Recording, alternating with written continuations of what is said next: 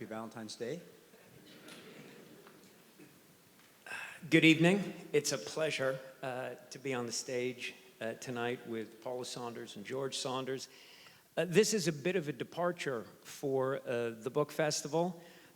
This is the first time we have ever had a married couple in conversation, and I think it's... Uh-oh. And I think it's only appropriate since it's Valentine's Day. And I can only imagine that being on a stage with 900 people looking at you and someone peppering questions at you for an hour is exactly the way you wanted to spend the holiday. I'd like to get started with a question I'm imagining many people have. Two acclaimed novelists living under the same roof, for better or for worse. How do you do that? In terms of process, in terms of developing an idea, do you seek each other out? Do you make sure that you're at arm's length? It's fascinating that you have someone who understands the process so perfectly right there and someone who understands you so perfectly. How do you do that? Yeah. Well, we met in a Syracuse writing program way back in, well, it was a while ago. And I think as I remember it, I was just, we had a lot of great times early just bonding over fiction. And I think over a common sense that fiction was there for a moral, ethical purpose. Like, it wasn't just this kind of frilly thing. We'd both lived quite a bit by that time. And I think we both agreed that fiction was a way to get to the heart of things, you know. So we kind of bonded over that early. And I know for me, Paula is just the person, you know, I do as much as I can on my own, and I give it to her. And then there's a very tense afternoon where I leave and wait. And and in the past, if she says, yeah, then I'm screwed, you know. But a couple, you know, if she reacts with a serious emotional reaction, or like with Lincoln and the Bardo, I'd written a third of it, and I was very unsure about it. Really unsure about it, gave it to her, and she left a Post-it note with the nicest thing anyone has ever said about my writing. It's so nice I keep it secret, actually. But that gave me the confidence to go ahead. So I mean, it's invaluable to have that kind of someone who knows you and will say that ending is full of it, you know, or it's beautiful. Yeah, and that's a really important thing to have in your realm anyway. It might not be in your own home, but it's a wonderful thing to have it in your own home. You know, you have someone who you can really go to and say, is this legitimate? Am I saying something authentic here? But I think our processes are very separate. We work very separately, and you know, often George won't show me anything he's worked on until it's really, really finished, and he really feels like it's finished. I'm a little more available to share things early on, because I think it won't. Maybe that's the difference between the sensibility of someone who feels themselves as a novelist versus a short story writer. I don't feel like I have to have it perfectly clean to really benefit from someone's input. Yeah, so I don't go over any ideas with him. I want my process to be my process. I'm really very kind of territorial about that. But I'm open to hear how other people read it. And there have even been times when I've read aloud to him a section that I thought was really working, and by reading it aloud, I would be like, well, wait a minute, don't even listen to this. It's really not working. So I can go back. And so it's helpful, and it's just kind of what we do. I find it fascinating that both of you coming from, both of the books are so different from each other, and yet there are many connective moments that both of you chose as the springboard for your fiction, the past, history. George, obviously you with The Evening in the Cemetery, the sort of world historical figure of Abraham Lincoln, his son. And yet, Paula, you also go back to what some might argue is a tougher history to research, which is the history of the self. It's fascinating that, George, you aren't writing history. You aren't writing memoir. You need to have fiction to tell those stories. And why is history, why is the past so important as the jumping off point for the stories that you want to tell? Well, for me, that's always been my material, because that's my family. And I'm not someone who's very good at inventing. And a friend once recently told me that Philip Roth had told her, "Don't invent, remember." And I thought that was just so fascinating because I really can't invent. I don't have that facility. But I have a real, and I think that my fiction is based on memory and it's based on autobiography. But I was thinking about that as I was working just a few weeks ago, and I thought, this is not really memory. This is an idea I have about what happened in my life that I then build a memory around.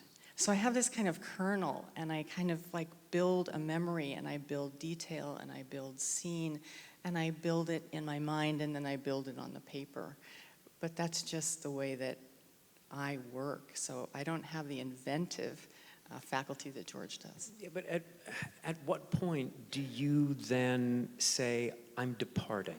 I'm departing from memory and saying, because having read your book, the creativity is clearly there. Those characters are real in their own ways. They are not just your family.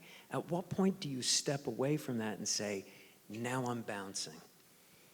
That might be integral to this idea of don't invent, remember, because I remember these things. I remember the things that happened in the book had a cause, but I might not remember exactly, or I might not have ever known exactly what the cause was.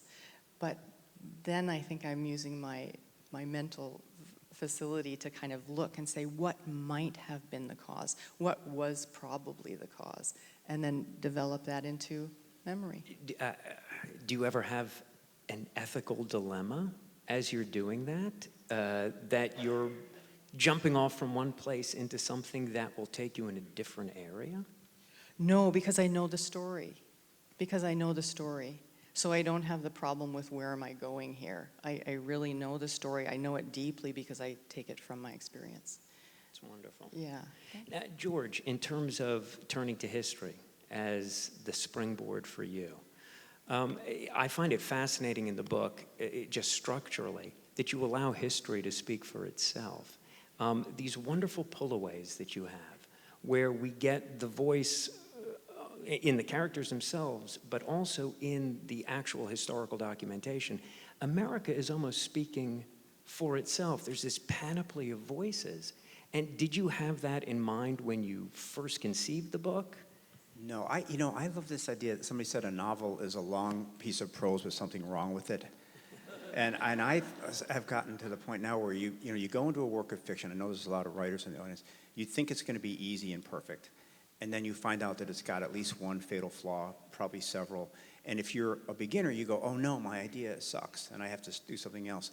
But with experience, I think you kind of go, okay, the problems in the work of fiction are what are going to eventually make it wonderful. If you can just say, it's not a problem, it's an opportunity, or it's going to be a shared difficulty we have with the readers. So with this book, the one problem was Lincoln, because nobody should write a book about Lincoln. There's so many already, So you have that problem where you first say, oh God, I got to try to make that guy real. Well, then you kind of think, it's like Houdini. If I can make him real, that would be awesome, And likewise with the history, it felt to me from pretty early on that the details of the boy's death and all was really important to the story, but how to get it in there, And I tried doing a kind of a mock Gore Vidal thing. That didn't work. I tried it in first person from Lincoln. That didn't work. So finally I thought, well, how do I know all that stuff? And the answer was I just read those history books. And I had that little aha moment was myself saying, can I just put those in verbatim, like plagiarize a little bit? And you kind of go, well, it's my book, So that was it. So actually for me, none of it is planned out like thematically or anything like that. It's just how do I solve the problems that I put in front of myself in a way that doesn't seem cliche? And then, kind of being insistent on that, then you find yourself all of a sudden stumbling into something you hadn't planned on doing. I was looking as reading both of your books. I was trying to find those things that connect them as opposed to separate them. And one of them that jumped out at me was that you both have, in the development of the characters, this seeking intimacy, that somehow both of the characters, or all of the characters and the main characters, are seeking this kind of intimacy. And the reason they're doing that is sort of a search for self-awareness. That self-awareness is the place that everyone is trying to get to. I'm thinking of that, I don't know if people have read the book, but that remarkable moment when all of the characters walk through Abraham Lincoln. And that's the moment that they are all aware of what they truly are, and they can go on. In your book, there is the same sort of moment of translucence, and I don't want to impose that on you, but in when the young ballet dancer is in Arizona, and she suddenly becomes aware of how she's not eating, how her body is, that she has to become intimately aware of the body itself before she can really understand who she is and how that relates to the relationship with the mother and so forth. Did you ever talk about that, which seems to be overarching in both books? I mean, it's this magnificent thing. Did you ever talk about that? Well, I'm when you were talking, something that occurred to me is that we met all those years ago, and we, as I said, we both had kind of weird, maybe interesting lives before that, and came together. And I think, so I've been hearing a lot of the stories that are in Paula's book since we were 28 years old, you know, and hearing them. And they were, and if one of the benefits of having a wonderful partner like Paula is that her moral view is so beautiful and sophisticated and honest that just by being around her, I absorbed a lot of that. So a lot of the principles that I think are in her book, you know, as you say, the desire for intimacy, but also the way that the world frustrates that in spite of itself. Even people who are trying to give you intimacy can mess you up. That stuff got into my head from the time we were in our 20s, just by osmosis with a wonderful mind. So I think it would be surprising if there weren't some overlaps, because in a sense, when you're married 31 years, you have a kind of a sort of a mind meld of sorts, you know. And I think we have the advantage, too, of having a bit of an artistic mind meld, as we described earlier. So I think you're right, yeah. But we also both have a similar thing in our childhoods, and that is that we were both really religious kids. Yeah, and so I was really religious, and George was really religious in the Catholic tradition. And I think that was one of the things that kind of bound us together as a couple, even early on, even when neither of us were churchgoers at that time. But one of the first things we did, which is kind of strange to think about, but we were in graduate school, and one of the first things we decided to do was there was a church on the corner of the block where I lived. You know, we were pretty, it was what, the late 80s, we were older, but we thought, well, you know, let's go to church together. It was really one of the things that we wanted to do together. So we had that in common. And we kind of did it without irony. As human beings. You know, sorry. No, we weren't being ironic at yeah, all. no, but I mean, not at no, all. But I mean, That would be terrible. We No, not at all. We were being very sincere. Yeah. We were really looking, I think, each of us really looking for a spiritual life and for kind of self-awareness and development in that way. And I think that kind of common interest is as strong as the common interest we have in the kind of artistry of trying to be a writer. That's extraordinary to hear, because reading both of your books, there is this spirituality that drives it, even in the way both of you begin. You both begin with a death. Oh, yeah. And I understand in George, your book, why you have to begin with the death, and not just one, but several deaths, Bevan's, Bowman, and so forth. And already in those deaths, there is the hint of the intimacy. Both of them are seeking intimacy at the very moments of their death, which I find extraordinary. But Paula, almost more fascinating is that in a book that, you know, digs into your own background, is memoiric, you sort of begin at the end of the book. Was that, did you know that before you dove in, that that's what you were going to do, and then it would shape the rest of the structure, or did you discover that? I discovered that, actually. I wrote the entire book, and then I think I was almost finished with the book, and then my mother passed away. And that experience was so kind of strong for me that I went back and put that beginning, it's just a few pages, and the first chapter is called The End, and that was I really love that chapter. It's a really meaningful chapter for me. So yeah, that came late. And I think it shaped the whole thing. Once I had that first chapter in place, then I could shape the end and it made sense, so. Did it make you go back and reshape certain moments within the book? Because you have these wonderful, George, you use history as sort of pullaways, those moments when history speaks for itself. It's a nice breath for us in the narrative and we can take a pause. But Paula, you have this really wonderful, and sometimes it's just a paragraph, maybe a paragraph and a half, where in this very intimate story about the life of a family and the coming of age story, we get a much broader perspective on how it's all going to work out. You touch on the brother's life, you touch on the father's life. Were those already in place, or were those influenced by the bringing the death of the mother in early? No, those were organic to the writing. Those were organic to the writing of the book. And, those kinds of things you wonder as you go along, you're writing, and all of a sudden you realize you've come to a place where you have something in the book that it makes sense to you, but for it to make sense to anyone else, and also your understanding of it isn't tempered by linear time. It's not tempered by past, present, and future. Your understanding of it is much more holistic because, you understand the whole picture. So to get the reader into that same place, then you, at least this is what I did just naturally. I just wanted to put in that paragraph like, okay, and many years later, da-da-da-da, and then we can move on because it gives the understanding, well, so then you're writing like that and you're like, well, that probably isn't gonna work. But for right now, I like it and it's working, and so you go on. And there are many places where that needs to happen in the narrative, and so that happened very organically and was always there. I'm just wondering, happening organically, and these are, they don't feel intrusive at all. In either book, these moments, do you have an internal rhythm while you're writing? Do you have a sense, a pacing that allows you to know, now I'm going to come back, now I'm going to go in? How did it take a long time to develop that, or is that just something natural, organic? Well, I don't know. The way that I tend to work is, I was talking to somebody before, I just pretend there's a meter in your head. This is positive, this is negative. And when you're rereading your own work, your whole job is to try to be very honest about what that needle's doing. So you're reading along, yesterday it was perfect, all of a sudden it goes down in the negative. That's the moment of truth. Because most people say, oh, I'm just wrong today, or it was great yesterday, I'm gonna ignore it. But I think what you train yourself to do is go, all right, so I'm on page 8, the needle's in the negative, what do I do?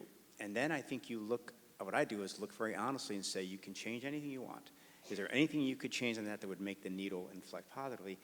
Then if you do that, that's called revising. So I think a lot of these decisions, they're intuitive, but you're basically just pretending that you're a first-time reader.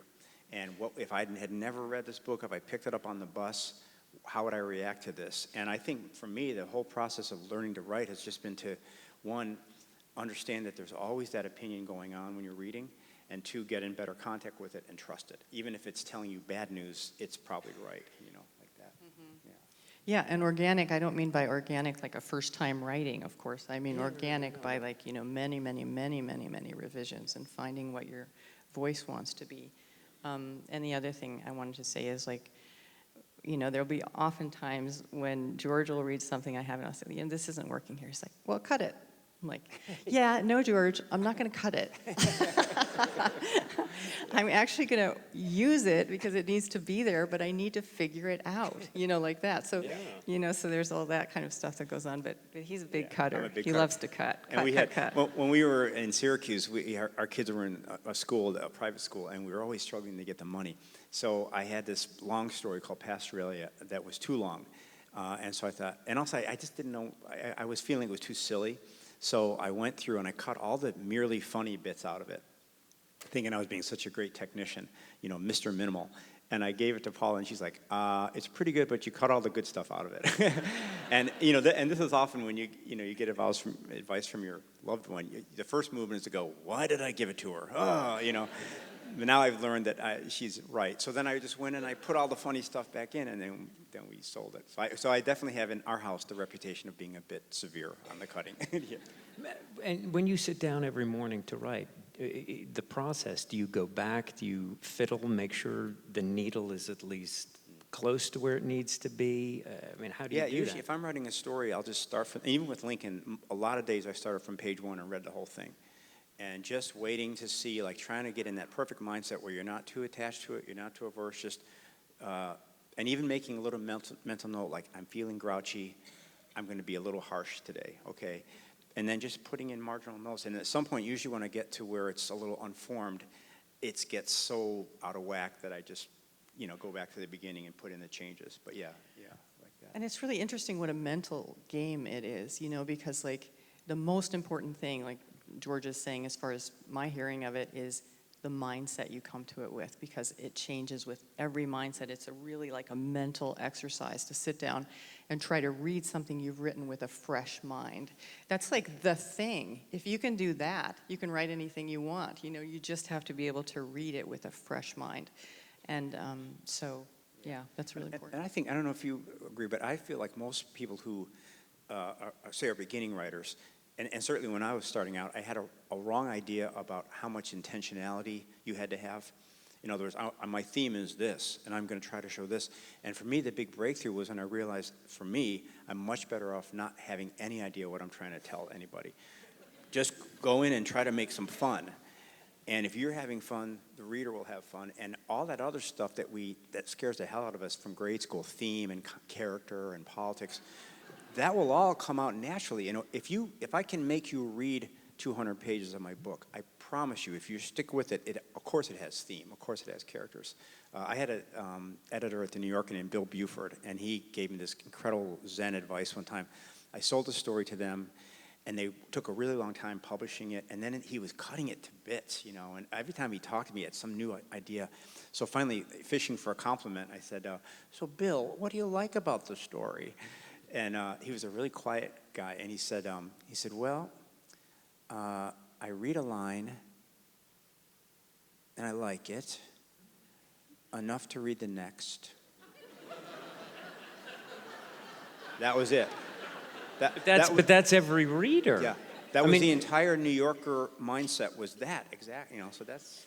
But anybody can close the book at any moment. Yeah. I mean, you're almost doing that sentence to sentence to sentence. I think we might disagree a little, at least in approach, in terms of intentionality. I mean, not as a cage, intention, but having some sense of, as Paula said, you knew where the story was going. You knew where you wanted to go. And that's at least my approach. But this idea of the freedom, but as long as you have a sense of, do you have a sense of structure? I would say you guys are real novelists. I wrote something with a lot of white space, But so I think my method is a short story method, I think. I can certainly see where if you're going to write a novel, you do have to have some arc in mind or something like that. I like to know where I'm going. Otherwise, I'd be completely insecure. But for you, you do have, because you're digging in from the memories, you do know where it's going. I do. I know where it's going in general. I don't know where it's going specifically. Correct. Yeah. So and for me, if I can find along the way, which I'm working on another project now, and if I could find the ending, it would be so helpful. But I'm just not. I'm not there. So I'm just kind of grinding around through the beginning, trying to get a flavor of this and where it's going to go. But so I know the overarching story, and that's all I know. But the detours are always the most fun. Just on the days where you're going to be a grouch, wherever you say, oh, screw it, I'm going over here and let's see what happens. Have you ever hit a moment where you're having too much fun going off in a direction? Yeah, I have a whole file called, title cuts. Title cuts. I just, put the title of my book and cuts, and all my cuts go in there, and sometimes it's pages and pages and pages. Do you ever go back and try and bring them back I in? do sometimes, but I haven't succeeded at that yet. Yeah. I think that, for me, the whole model is that you've got an imaginary reader there, and the question is, what do you think of her? And if, when you're a young writer, you think she's dumb, and she wants to worship you if you're smart enough and clever enough. And if you can just pull up the manure truck with your ideas and dump it on her, she's going to be grateful. And then as you mature, you go, oh, no, actually, we have to be in an intimate relationship where I am going to assume that she is as smart as I am, as worldly, as well-intentioned, and then all of your editing decisions are made to honor that person. So it's like if you were on a date with somebody and you pulled out the index cards and said, 7 p.m., ask about her mother, you feel the condescension in that, and I think for me, having too rigid of a plan is that. But likewise, for me, as somebody who likes to be funny, I can sometimes use that as a defense.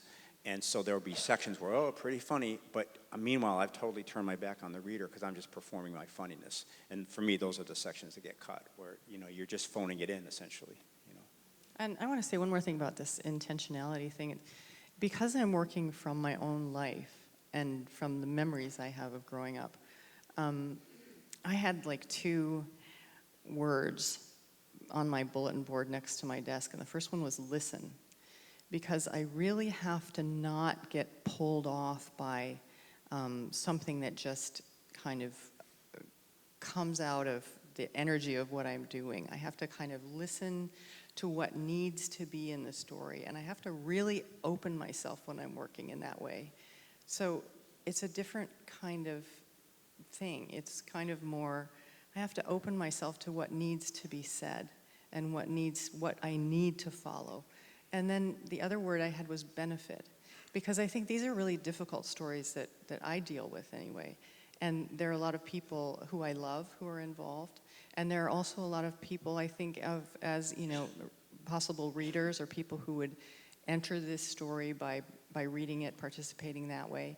And there needs, in my vision, what I hope for is some benefit that comes through my retelling and reshaping of this material into kind of our culture and our minds that creates some kind of benefit. So those are the 2 things that I kind of use as guiding principles in this overarching intention of what I'm trying to do. I think that's a lovely way of putting it. I mean, it combines the idea of having respect for the reader because you want to give something to the reader. And is that the way then, and I agree, going in thinking about overarching themes and all of that is problematic because no one sits down to write a novel and go, today I'm writing about betrayal. Here I go. Is that how then those larger ideas do bubble to the surface on their own because you have these other motivating factors going on? Yeah.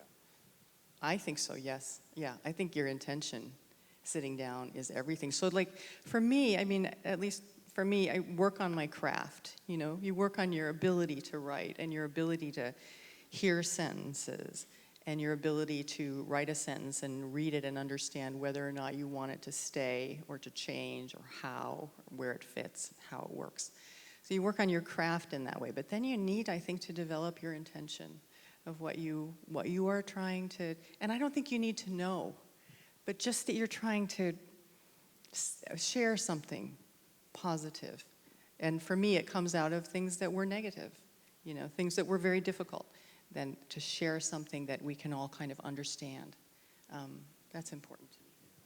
I think, too, that part of, for me, the journey was to have to find out that the things that I actually used to get through every day were the things I was going to write with, because I was from a working class background, and so I thought the first thing I have to do with this guy is get him out of the way because he's stupid. He's a pop culture guy. He hasn't read enough. Get him out and get somebody fancy in there. And then over the years, of course, you realize that you only have the gifts you have, and even if they're mixed gifts or you see them as detriments, that's what you can't write 300 pages of fakery. You have to. So for me, it was kind of saying I'm actually pretty sentimental and also kind of too sarcastic. And then finally realizing when the kids were little, that's what you've got. I'm going to have to be funny and a little bit sarcastic, and I've got a dark imagination. So that kind of giddy breakthrough where you go, oh God, I'm not going to be as good as my heroes, but if I'm just myself, I might be able to play it's almost like if you had this, this dog that you trained to go get a pheasant. The dog that is your talent, go boy, go. And he runs out and he comes back with the lower half of a Barbie doll. You're like, what? That's my book, But at the same time, you're like, yeah, that's my book, So I tell my students, that there's a bittersweet moment where you have been trying to stand on the hill where your hero is, whether it's Toni Morrison or Hemingway, or whatever, and you've been plodding up that hill imitatively all these years. And there's that magic bittersweet moment when you realize that the things one, are real, and 2, they're weird, and they're private, and you can't get to those things in somebody else's voice. and then you walk off Hemingway Mountain, and over here is Saunders Shit Hill. And you stand on that, oh God, this is it. But that's a sweet moment, but it's also sad, in a way that you're... Yeah, that kind of makes me want to, mention kind of the idea of where George and I are both from, which is something we both really share. My editor, I went out to lunch with her. It was a big moment for me, and I'm older, and I had my first book, so it's very exciting. So my editor takes me out, and she's like, we're kind of the same. Because, you're from kind of rural South Dakota, and I'm kind of from rural Pennsylvania. And I'm like, oh, that's cool. And she's like, yeah. And so I said, well, what are your parents like? She's like, well, my dad's a judge, my mom's a lawyer, my grandfather's a senator. I'm like, wait a minute. I go cattleman all the way back through the generations, and road grader. That was my other grandfather, who was wonderful. These are wonderful jobs, but working class, really working class people, traders and laborers, and George's family too. So I was the first one in my family to go to college, and I don't know, I think you were too, approximately. So, we don't come from a lineage, an intellectual lineage. So we have to discover our talents where we can find them. But it's one thing to have the inclination to discover the talents. It's another thing to actually find them. So we only have 5 minutes left before we open up for the questions. I would love to end on just a process question. We've talked about being able to let go and have, if the intention is there, if there's the freedom. Do you have, sort of as in poker, a tell while you're writing, while you're in it, while you're deep into the work, where maybe you have to look up to see the arrow going. You have to look up and say, am I giving benefit here? You can be too deep into it to know that you're maybe not. Do you have mechanisms that you force yourself to keep yourself honest to know that you're on the right track? Do you? Yeah, I don't do interviews. That's the first. No, I hum.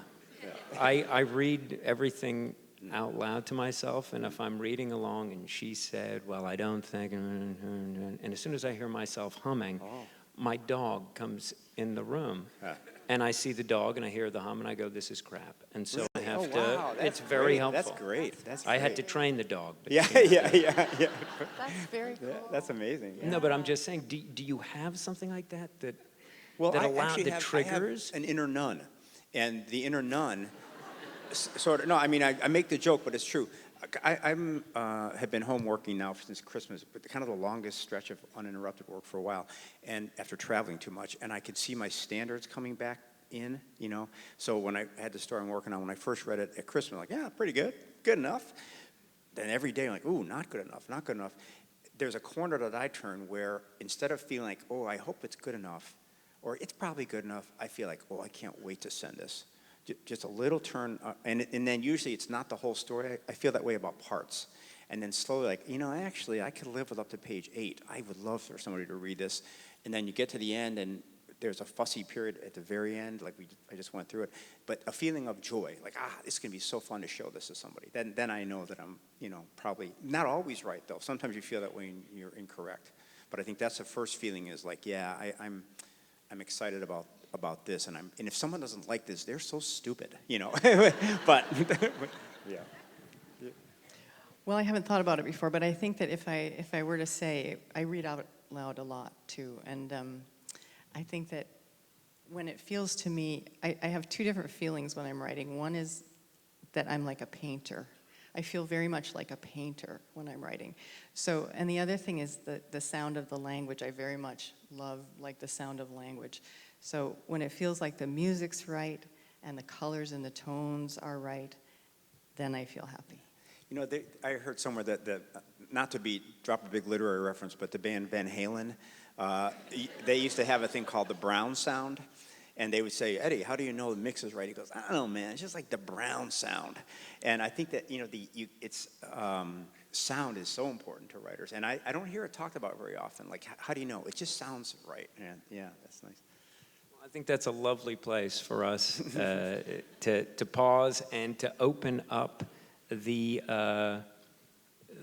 room for questions. And I think, Bo, you're going to.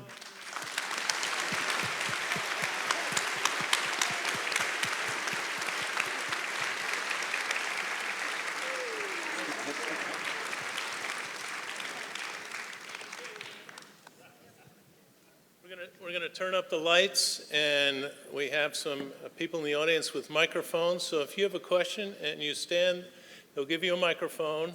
Remember, we're going to get as many questions in as we can, and please don't tell a story. So who wants to go first? I'd like to just say what a great interviewer David is. He's wonderful. Jonathan, I'm sorry, God, what am I going to get your name wrong?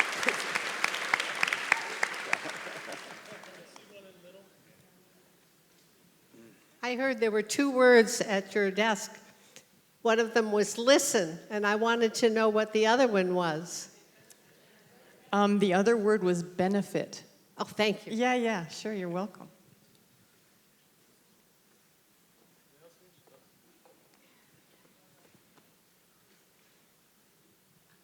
This is a very special evening for me. This thing started 12 years ago in this very room. We had about half the ground floor filled at the time. It has grown beautifully under its current management. I couldn't be happier. I've got to ask you, though, I take it from what you've said, you don't write from outline. I don't personally. But No, I don't either. John, the great courtroom dramatist wrote a literary book to begin with. It didn't sell, and so he started writing on a dependable formula that bought him a jet. I take it you haven't been having a dissuaded jet from no. your art. No, I teach at Syracuse, and one of the things I always say is that there are for every writer there's a different method. So if you go and hear writers talk about a method, I think what you do is you say, to what extent is that method helpful to me? There isn't any one size fits all. I think it's just you have to. And I mean that's the terrible part is you have to find your own method, and that's lonely. I think.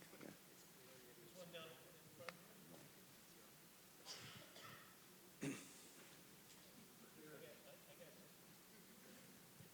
Do you have a story about getting the MacArthur grant and what that was all about? What was it like to have all that money just dumped on you?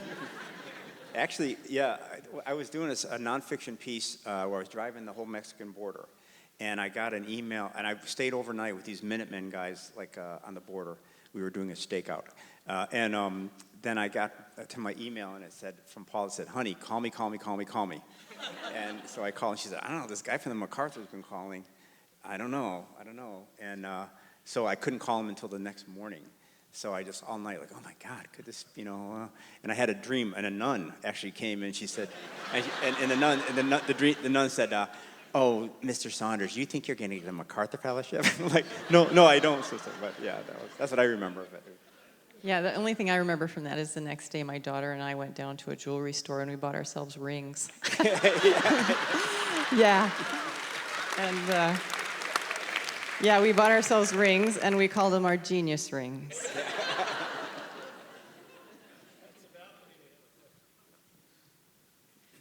I just want your personal opinion. What do you think is the line between artistry and commercialism?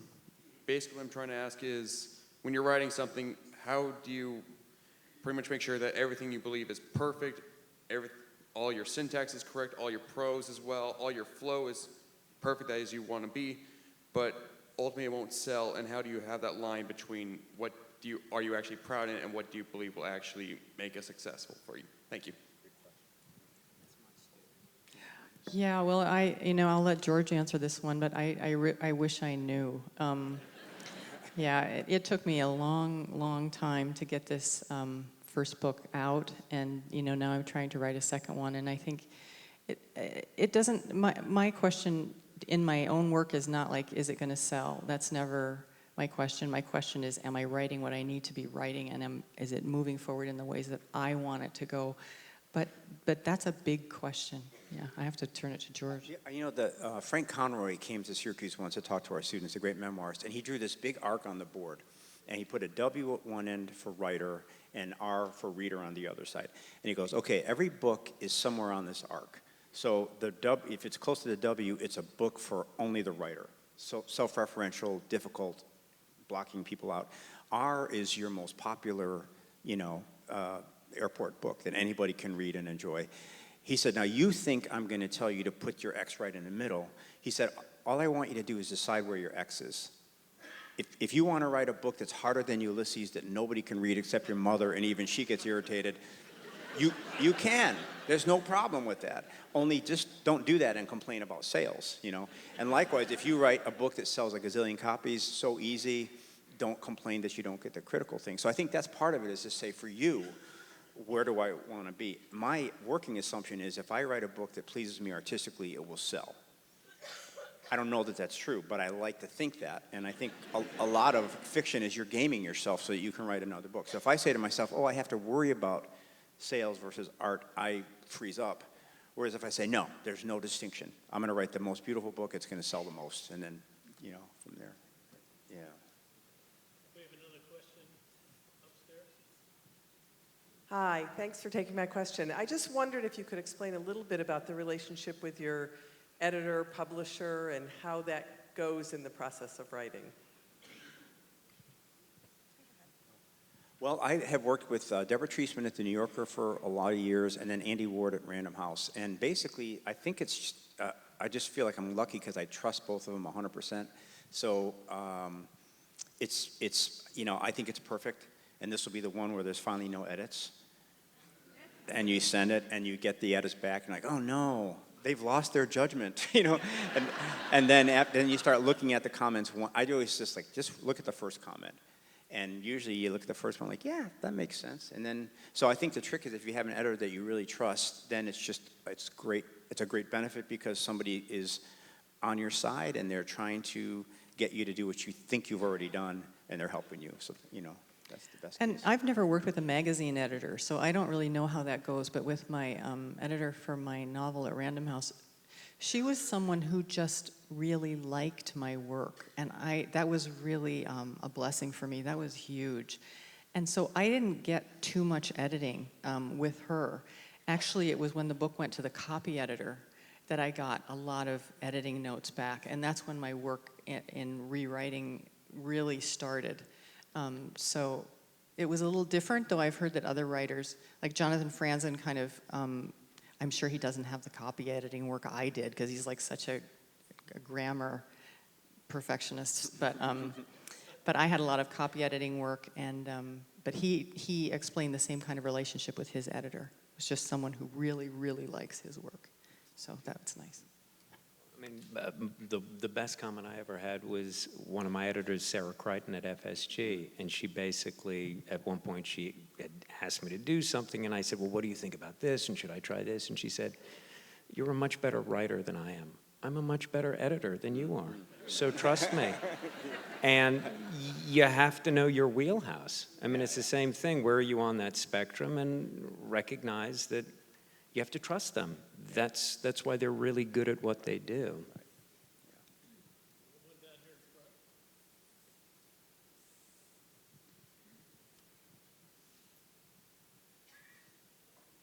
I just wondered if you've considered writing a book of fiction concerning the operation of the current U.S. government. How can you fiction? Yeah. Well, you want to take that one?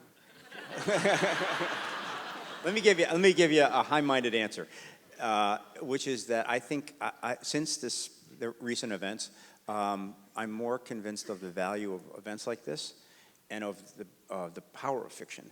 And the reason is, when you read a work of fiction, you're just being reminded by a friendly author that you have the capacity to imagine other people in 3 dimensions, and and you're being reminded that what we do, all of us do automatically, is make false, simplistic projections about other people. When somebody cuts you off in traffic, you always know what political party they belong to. So I think the value of what we do is just that for a couple hours a day, you're just reminded that you're in a container that is yourself and your habits, and the author is saying, actually, you're bigger than that. You can imagine beyond your own boundaries, so that's... We have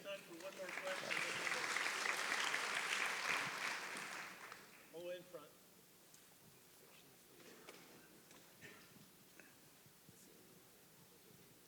Thank you very much. I'm interested in the aspect of coming as an educator. As an educator, you have students that are coming. Are you seeing a trend? We have a very difficult task as teachers to teach children and young adults that it's okay to rewrite. It's okay to do a rough draft. It's okay to go back and make those changes. What are you seeing at Syracuse? What are you seeing? Do they have imaginations? Because my children and my high schoolers, when I taught them, Mrs. Cintron, I just can't. I have no ideas. Even when you go through brainstorming, even when you go through the process of writing and so how is it going in Syracuse? What kind of kids are you getting? What kind of young adults? Are they coming in as writers, or are you having to start in the beginning? Right. Well, we have a special case here because at Syracuse, I teach in the creative writing program. It's an MFA program. So we get about 650 applications a year for 6 places. And they're fully funded, 100% funded, and they get $20,000 a year. So the people we get are already great. And so our job is just to make them more like themselves, really. But I think that the trick of rewriting is that nobody has an idea. There's no good idea for fiction. Whatever idea you have, it could be either good or bad. But so I think the great superpower of rewriting is you never have to have writer's block. You just write down any old thing, and then if you bring your mind to it the way you've been talking about, where you just say, well, do I like that or not? If not, why not? You can tweak it, and then suddenly an idea that was lame or sort of flat can become more interesting with revisions. I think that's, I mean, people who don't rewrite are not really, they're kind of like just playing, I think, I think.